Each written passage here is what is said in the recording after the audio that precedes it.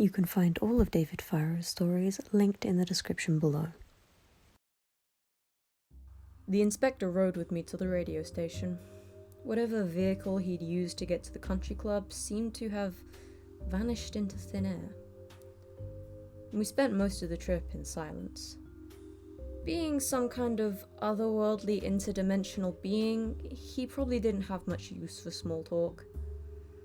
He didn't say a word until we arrived at the station and got out of the cruiser, slamming the doors behind us. "We don't know what we'll find here," he warned. "Whatever you do, Mark, don't let go of your gun." I nodded and patted my holster.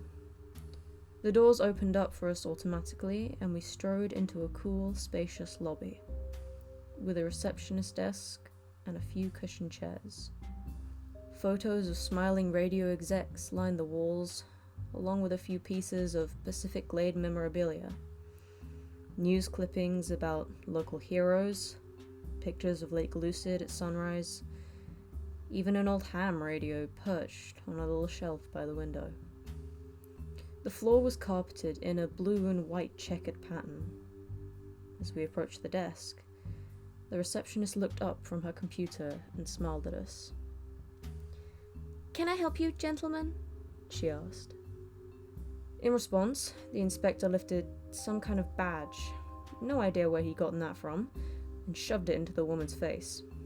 "FBI, we have reason to believe that one of your stations is broadcasting terrorist propaganda, and we want to shut it down, now." The woman looked up at him, raising a quizzical eyebrow, and I fully expected her to protest or make a fuss. Instead, she asked, "What frequency is it?" I shared a look with the inspector.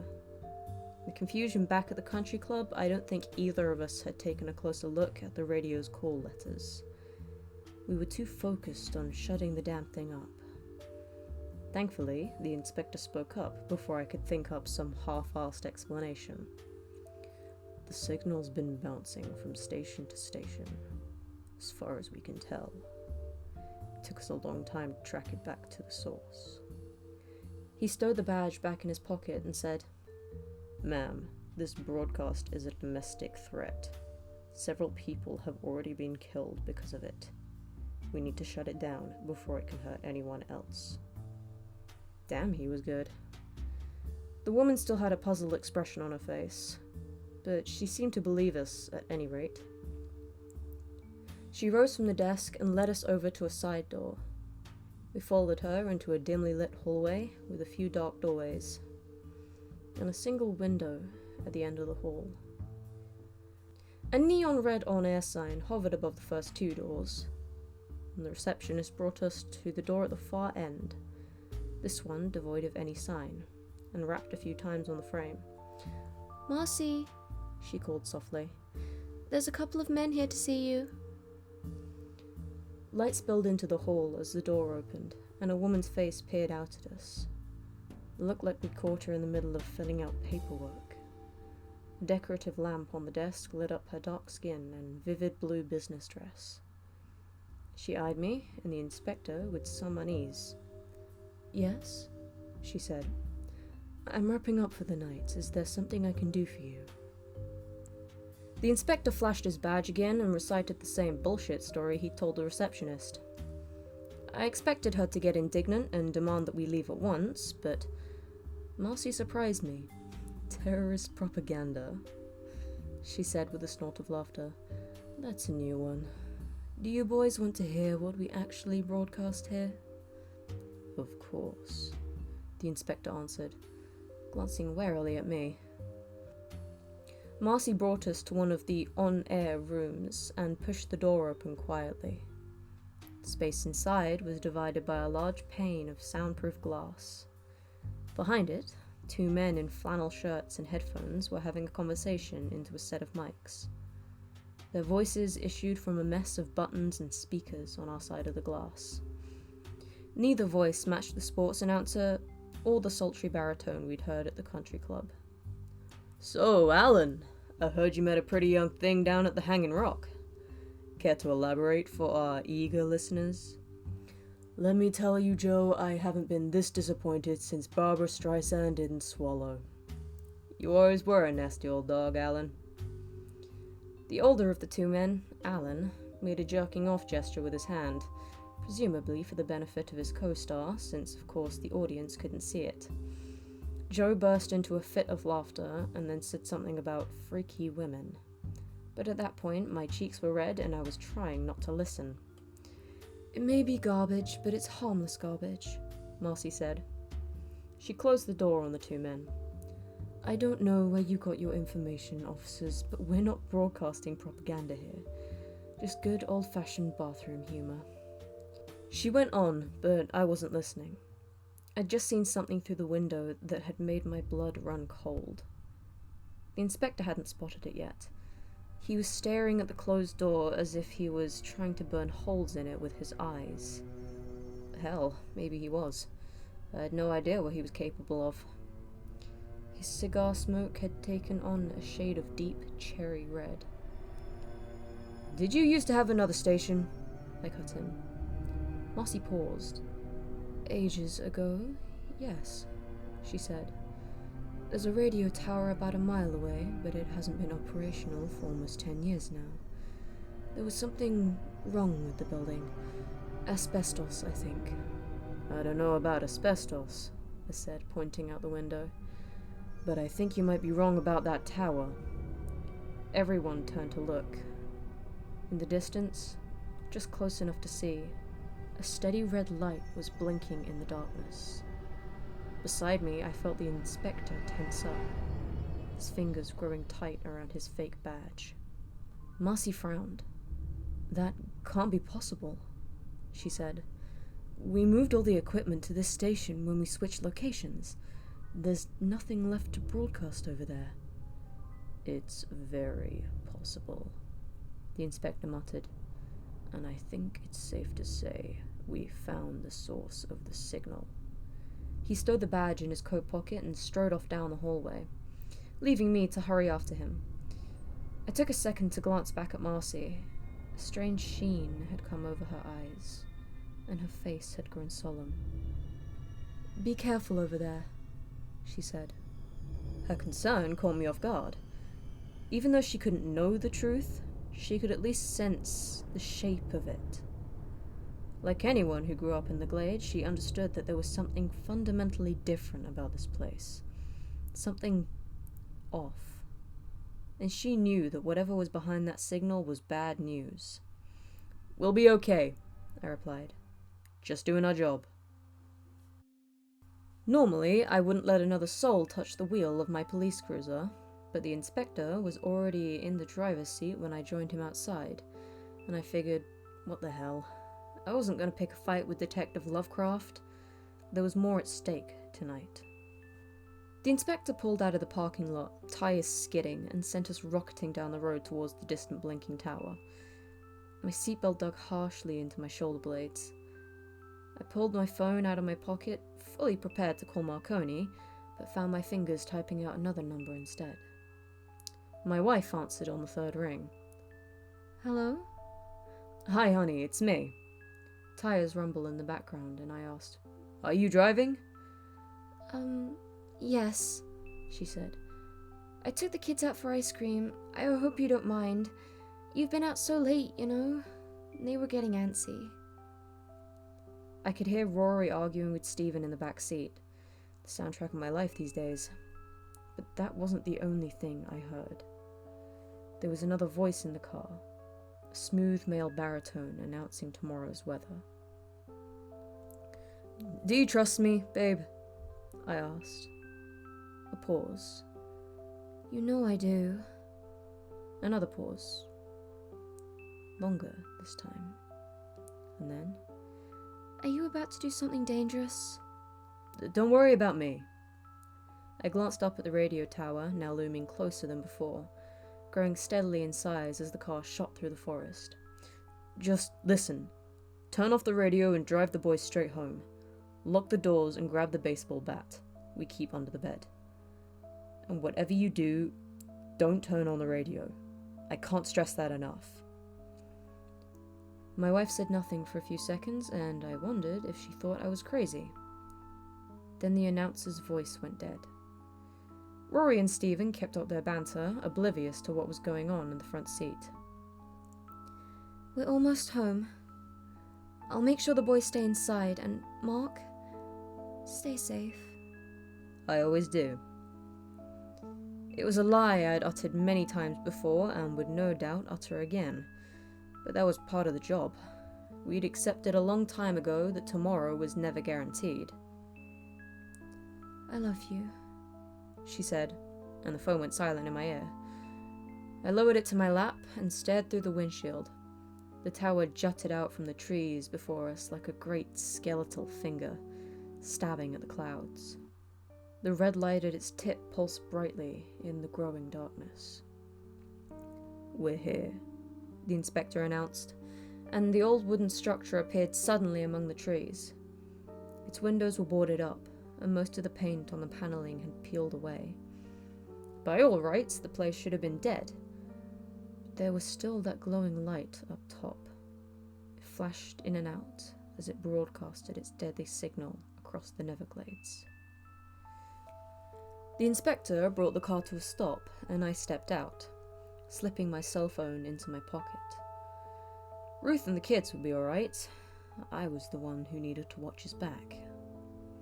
The front door was boarded up with a set of planks, but the inspector tore them off with his bare hands, the rusty nails squealing as they came loose.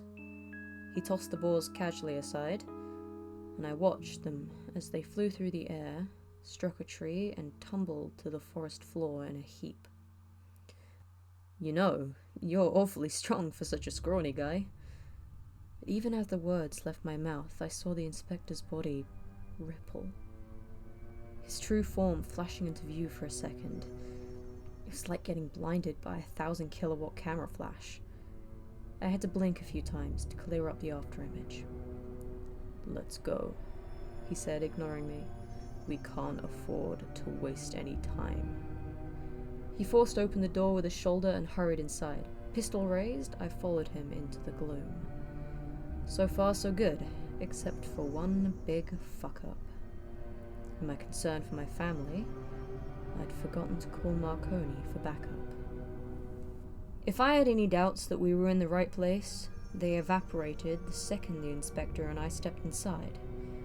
The supposedly abandoned station was teeming with machinery. Cracked, rusty consoles sat on every spare surface, vines poking through the holes in their screens. Or at least they looked like vines.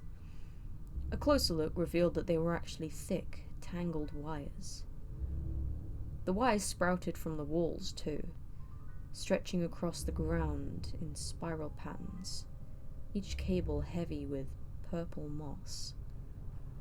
I wouldn't touch anything, the inspector said, ducking underneath a hanging wire. That kind of moss doesn't usually grow this side of the rift. I have no idea what it'll do to human skin.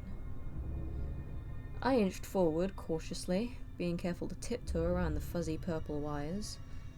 They gave off a slight metallic stench, with a tinge of ozone. There was a faint humming in the air, almost imperceptible, and I realized the wires were vibrating. The closer we drew to the next room, the stronger the vibrations grew. I could feel the sound jostling around my skull. It's an organism, the inspector muttered. Not just a radio wave, and its heart is close by. You can hear it. I hissed out a warning as he placed a hand on the door, but the inspector pushed it open anyway, revealing a flickering space the size of a small studio. The wires grew dense and more tangled than ever as they retreated back into the dark space. The inspector brushed them aside and entered the room. I followed him, gun raised, keeping a wary eye on the dangling cables. The space behind the door was another recording studio, bigger than the one at the community station, but utterly devoid of people. Tiny portable radios lay in piles on the floor. all turned to the same staticky channel. Every so often, I heard the occasional blip of a voice, but couldn't make out what it was saying. A single outdated TV set sat on a table behind the soundproof glass. The pane itself was shattered, wires stabbing through the holes, but the curved screen of the TV was intact. A dark shape lurked behind the static. I could barely make out the outline of a human face and neck. "Show yourself," the inspector said suddenly, scaring the shit out of me. His cigar smoke had turned a pungent yellow. He crossed the room and placed a slender hand on the glass. "You've proven you're capable of human speech, so let's have a conversation." The vibrating hum grew louder, and the image on the screen became less shaky. It took on sharp lines and curves. At first, I thought I was looking at a silhouette, a person's face cast in shadow. But the image grew crisper, and I realized, the hairs on my arms prickling, that the figure had no face at all, just a pure black dome for a head, like a chunk of carefully sculpted obsidian. The stony face that wasn't a face cracked at the bottom, stretching into an unnaturally wide smile. The teeth that grinned at us were pristine white and razor sharp. It was like staring into the maw of a shark. Inspector, the noble defector. Come to play with the Paranecium, have you? It was all the voices we'd heard at the country club, mashed into one. Man, woman, animal, howling static, and an abrasive mix of all the worst sounds you could imagine. Each syllable made my head throb. I wanted to clap my hands over my ears, but that would mean letting go of my gun, and I sure as hell wasn't doing that. So I stood there and endured the voices with gritted teeth. The inspector seemed unaffected by the grating sound. "Why I'm here is none of your concern," he said to the figure behind the screen. "What I want to know is how you got here, and why you're killing these people." The shark-like smile curved upwards in an arc that would have stretched the limits of any human face. Because they have hands. Because they have feet, and tongues, and brains. And I am not so gifted. Static rushed in, and the voice dropped an octave. But you wouldn't know, would you, Mr. Too Good to Walk Around in a flesh suit? You didn't answer my first question. How did you get through the rift? The figure opened its mouth, but instead of speaking, a chorus of game show bells rang out. Oh, that is the wrong question, said a tinny announcer's voice. Please step inside the box and await your punishment. Then, canned laughter from an invisible audience. Box? What is it talking about? The laughter cut out. The figure on the screen whipped its head around so fast the image blurred for a moment, and even though it had no eyes, I knew it was looking at me.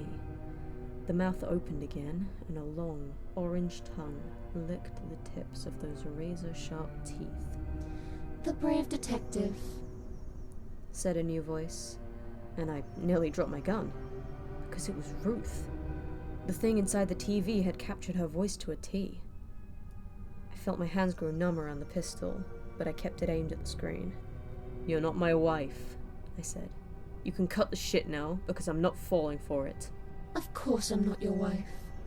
I'm better than her. You love each other, but your flesh suits keep you separate. I can be in you, with you, in ways she never could. I can bring you unity, intimacy like you've never known. I can be every rush of euphoria, every surge of happiness. You want that, don't you?"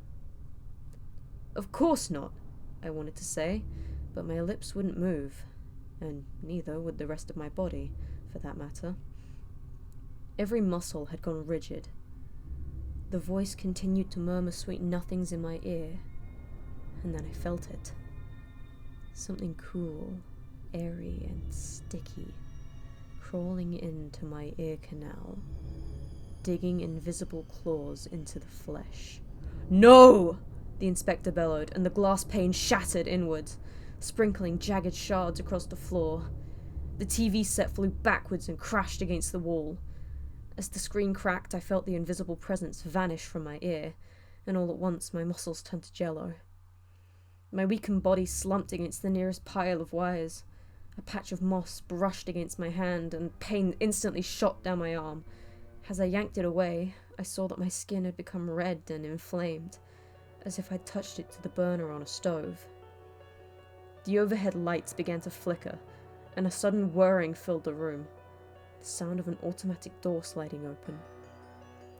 At the far end of the studio, in a darkened corner we hadn't noticed, a pair of men lurched out of the shadows.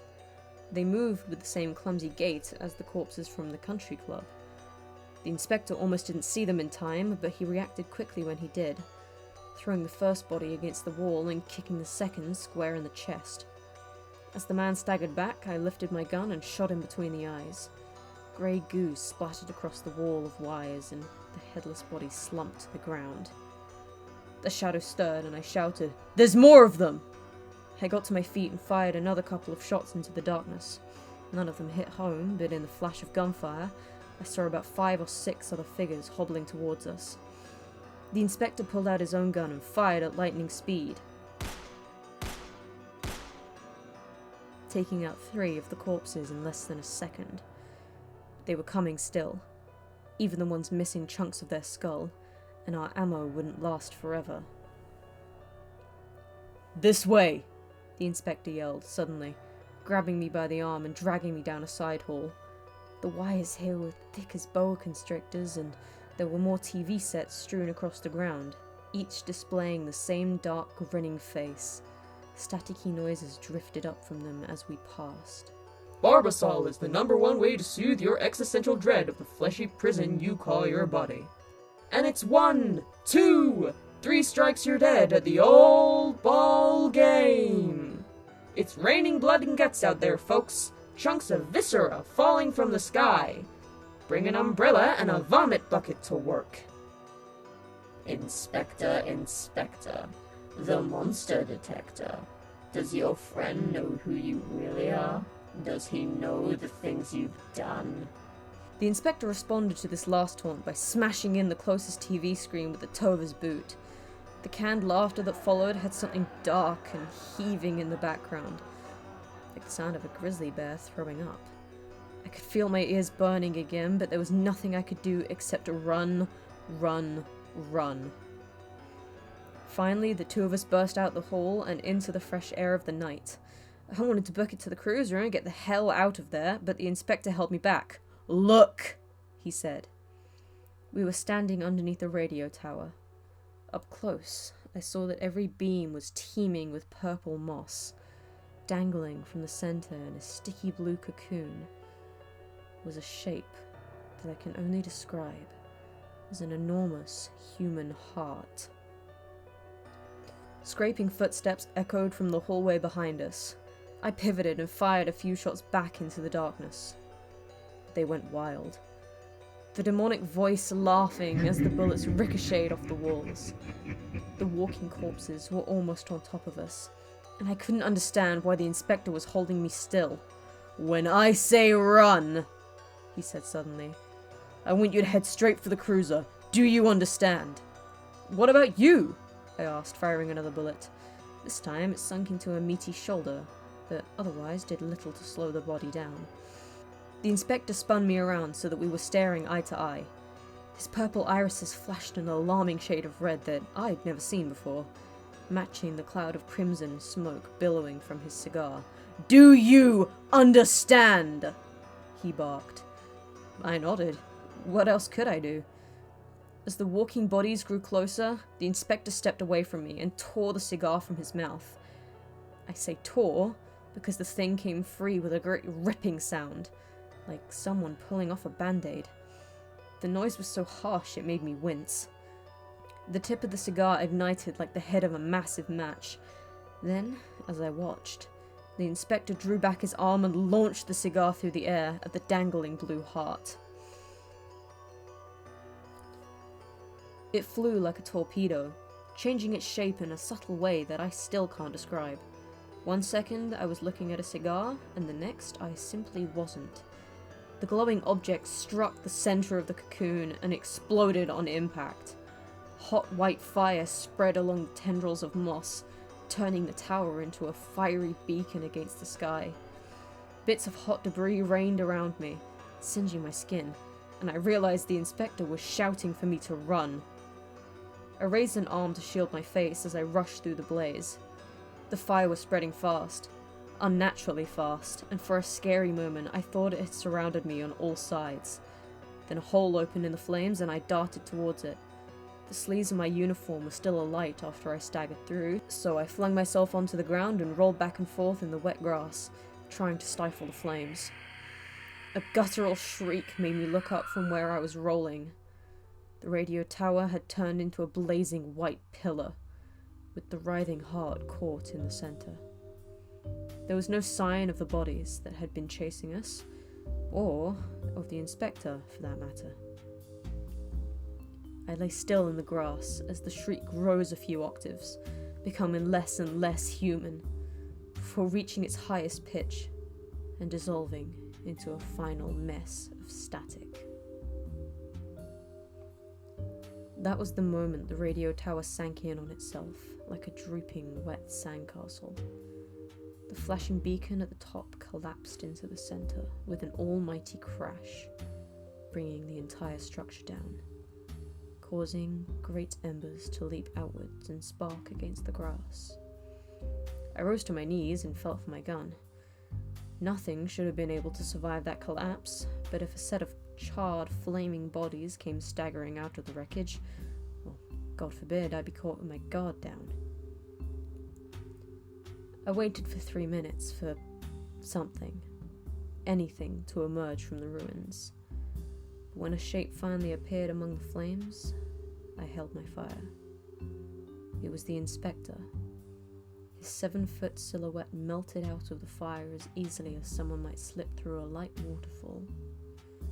Before I could ask him if he was okay, he knelt down and picked something small off the ground. The flames came rushing inward, as if sucked by a great vacuum, billowing over themselves until they spiraled down into the thin shape the inspector held in his hand. When he brought the cigar to his mouth again, it was glowing bright, but the blaze behind him had vanished. There wasn't even a single spark left behind. Jesus, I breathed. Did you kill it? The inspector nodded. Behind him, the crispy patches of purple moss were decaying into puddles of goop, much like the stuff inside the radio victims' skulls. The bodies that had been chasing us were barely more than charcoal. My own skin was red and inflamed. Between the moss and the flaming debris, I wouldn't have been surprised if I had a few third-degree burns, but at least I'd made it out. At least I was alive. In a job like this, you're grateful for whatever miracles you can get. That fire must have been seen for miles. We should get the hell out of here before somebody comes to investigate. Agreed. The inspector stuffed his hands into his coat pockets and glided away from the wreckage, leaving me to follow in his wake. This time, I was the one to slip into the driver's seat. I kept the headlights low and stuck to the side rows. And when the trees lit up with the flashing strobe of another police car, I slipped off the curb and waited in the shadows. The cruiser zipped past us, unaware, its sirens blazing. The broadcast is dead. So does that mean this is over? No more brain-melting zombie waves?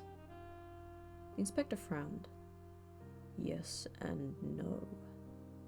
I don't think our friend in the TV set will be bothering us anymore. But there's still the question of how it got here in the first place, which is my biggest worry right now. What do you mean? I mean, that old station was supposed to be abandoned.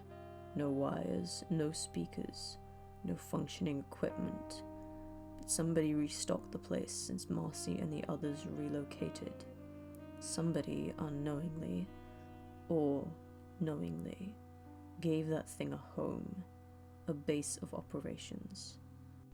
He turned to look at me in the darkness. If there's someone out there letting beings through the rift on purpose, and giving them the tools to survive on this side of the veil, we should all be worried. This could be so much bigger than a single rogue time eater or a brain-hungry hive mind. The thought had crossed my mind already, and it only made me more uneasy to hear the inspector vocalize it. The trees around us burst into flashes of colour as a wailing fire truck zoomed past. And I wondered what the officers would make of the collapsed tower, the charred bodies, the heaps of old radios and TVs. Must have been like walking into an episode of The Twilight Zone. What did that thing mean? The thing in the TV set. It asked if I knew who you really were, if I knew the things you'd done. The inspector didn't speak for a moment, but his cigar smoke took on a thin, wispy quality. His eyes had faded back to that unusual shade of purple. He still didn't look quite human, but something of the monster in him had melted away, and he seemed strangely vulnerable sitting there in the passenger seat. I've lived a long life, Mark. And when you've lived as long as I have, you look back on your early days with something less than pride. Maybe even disgust at what you were before you became what you are. You'll have to forgive me for not wanting to dwell too long on those old days. He breathed out a single smoke ring. Not yet, at least. Fair enough. But one day, you and I are going to have a chat. If this prospect worried the inspector, he didn't show it. He simply reached into the pocket of his coat and withdrew a rectangular slip of plastic. Here, he said, passing it to me. I turned it over in my hands. The surface was reflective, so I could see my own face, but nothing else. The card itself was blank. That's my calling card. I try to keep my eyes open for any sort of disturbance in the glade, but sometimes I miss things.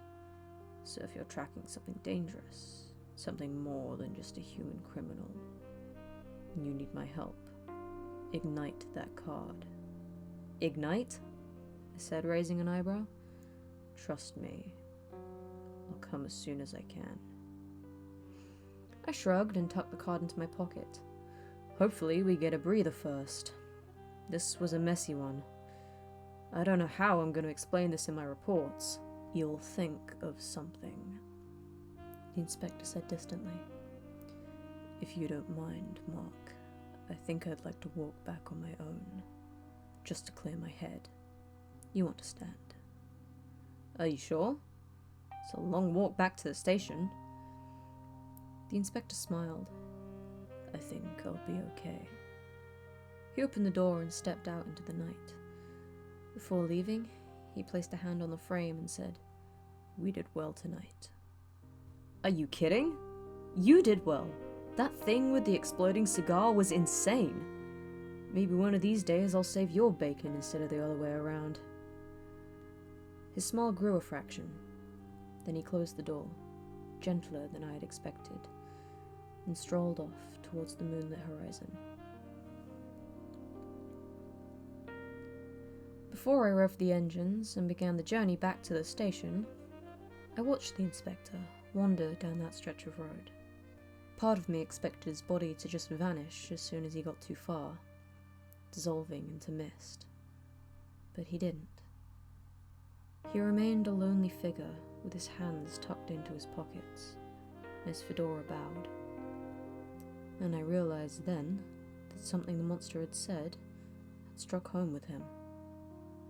It was hard to imagine someone like the inspector being hurt by such a trivial taunt, but he was hurting. I could see that now.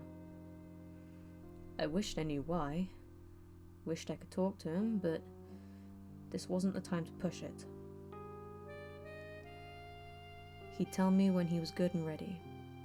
In the meantime, there was nothing else to do but get back to my desk and try and bury this whole case in mounds upon mounds of paperwork. That was the plan, anyways. When I got back to my office, Marconi was waiting for me by my desk. She was chewing her customary wad of gum so furiously I thought she might crack a tooth. "Marconi," I said, wrinkling my brow. "What are you—" She slapped me across the face, hard enough to make my jaw sting. I raised a hand to my cheek and half expected to draw away blood. I'd seen Marconi pissed before, but never to this extent. Her eyes burned with anger, and her lips were drawn into a definite scowl. "Hannigan!" she seethed. "I told you to call me the second you got a tip on this case. Now you stumble back in here, reeking of smoke and with burns all over your skin. You want to tell me what kind of shit you've been up to behind my back?" "Jesus, Marconi, sorry," I said. Talking was painful. Every syllable made my jaw throb. "Things escalated quickly. The inspector and I were forced to act on a sudden lead, and I forgot to call you in the confusion. It's nothing personal." "You think I was born yesterday?" "Much as it pains me to admit, you've got a good head on your shoulders, Hannigan.